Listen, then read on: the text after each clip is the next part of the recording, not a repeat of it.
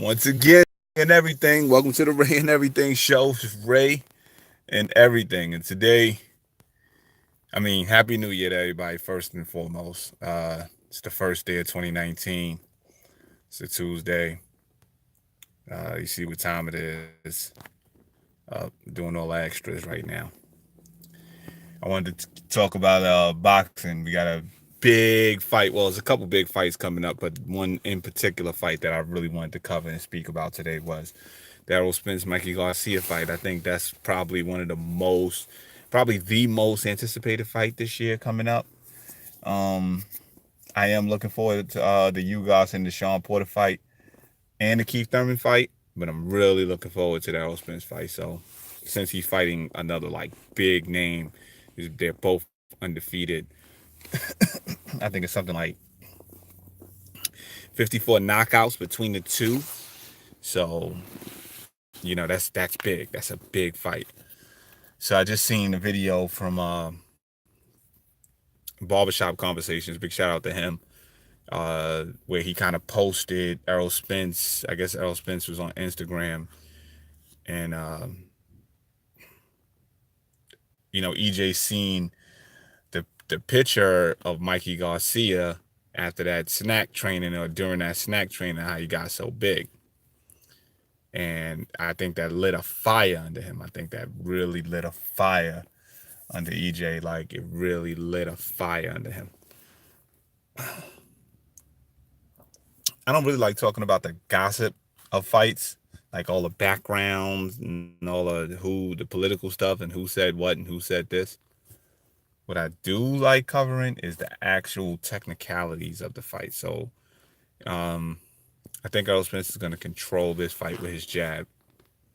I think the game plan is going to be control the fight with his jab, shoot the shots when he can, and in my opinion, defense is going to be the biggest key to this fight. Whoever defends the best wins this fight. And besides that, it's gonna be defense, and it's gonna be a very serious chess game. Whatever openings he can get, he's gonna have to take advantage of, and he's really gonna have to defend himself from, Errol Spence takes straight right hands, only because he really puts a lot of emphasis on his jab. And I get why, because it opens up all kind of other punches. So he's gonna need to time Garcia, which I think he's gonna be able to, because he's gonna have the reach advantage. So he's gonna need to time Garcia, and he's gonna have to. I know he does a lot of half step backs and throws to left, so he's gonna do that. He's probably gonna do that a lot. He's probably gonna do that a lot. Now, people saying Mikey Garcia is going to be out in this many rounds, or that Mikey Garcia is not. This fight's going 12. So people better get prepared. This fight is going 12 rounds.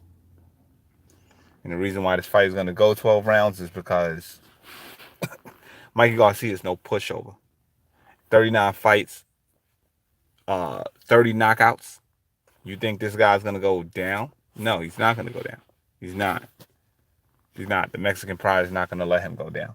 This is not Kell Brook, where Kell Brook didn't know how to fight coming forward, doesn't defend himself well, you know, you know, and is a horrible inside fighter. Horrible inside fighter. So when it gets to them later rounds and you got to fight on the inside, Kell Brook didn't fight well on the inside. Now he did really good with the straight right hand. He also threw this very awkward uppercut that was catching Spence. So that was pretty good. And I'm pretty sure Errol learned a lot from that. Now the Lamont Peterson fight, he caught a falling right hand after he threw an uppercut, and uh, he also was catching straight right hands and straight lefts because he was so busy trying to trade, trying to get on the inside. And so,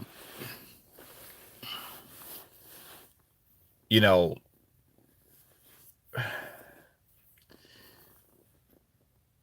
he needs to use his skill. See, when Mikey Garcia fought Adrian Broner was outboxing him at some points. But Adrian Broner doesn't like the fight coming forward. And he gets a really slow start. Spencer's going to have to do the same thing he did with Lamar Peterson, but at the same time, pick up where he needs to pick up and defend himself well.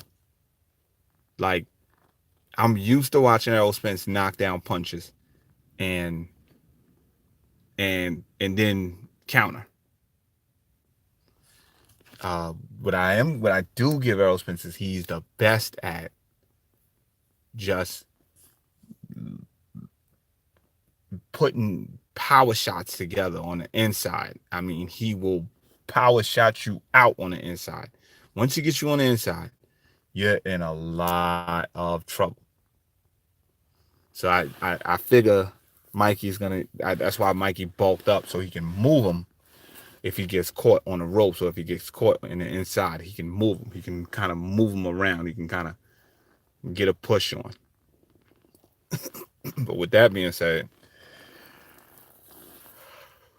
Skills is gonna win this fight. And what Mikey's been doing with his neck, he's making sure he doesn't get knocked out. But what Mikey doesn't realize is a lot of Errol Spence's stoppages, not just from the body, but a lot of Errol Spence's stoppages are from, good body shots, serious, very accurate punches to the eye, very accurate punches to the liver. And I think if Mikey gets hit with too many punches to the liver, he bulked up so much that it's going to be hard for him. He's going to slow down in the second half of the fight. He's carrying a lot of weight. He's probably going to be.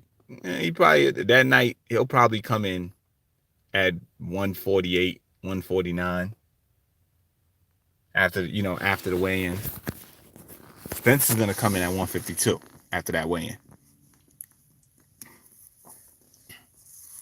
And then this is going to be about who has the better skills, who's getting off the jab, who's getting off, and if Errol Spence can handle Mikey's 1-2, because Mikey throws a good 1-2. Mikey also throws a good right hand, a good left hand hook beside after his 1-2.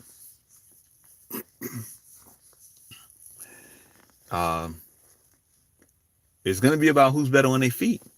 Who's turning, who's doing more turning. But with that being said, I got Errol Spence to win this fight. I really don't know how this fight is going to go. I think the keys to victory for Errol is going to be his right hand hook, because I think people kind of sleep on that, and I think people sleep on Errol setting you up for that uppercut. His left hand uppercut is very serious. I watched that damage Lamar Peterson, that left hand uppercut. He'll throw the uppercut and he'll throw a hook like right on top of the uppercut, and it's like not only does the hook look like it hurts really bad, but it moves you out of your space. So it'd be uppercut then hook, and he does that a lot. He has a tendency to do that a lot. The only problem is he's gonna get his hands back up if he tries to do that where he blinds you with the jab and throws the shot to your body. He got timed in the Lamar Peterson fight. He threw the jab. He locked in the jab, threw the jab to blind Lamar Peterson, and threw the shot to the body. And then when he threw the shot to the body, he got timed trying to get back out. I wouldn't if I was him. I don't know. I'm not him, but I don't think that's going to be a good idea if he does that with Mikey Garcia. But what I do think is going to be a good idea is if he controls the fight with his jab, and I mean seriously controls the fight with his jab. His jab is what won him the fight against Kell Brook. So I think his jab is what will win him the fight against Mikey Garcia. It's just going to be about how much he works on his jab and how consistent that jab is. If he works on that jab seriously to where if he punches you, like if he works on that jab seriously to where if he punches you with that jab, you feel it, then I think that's gonna be. I think it's gonna be Errol Spence. It's gonna be a long night for Mikey Garcia. A very long night. With that being said, Ray and Everything out.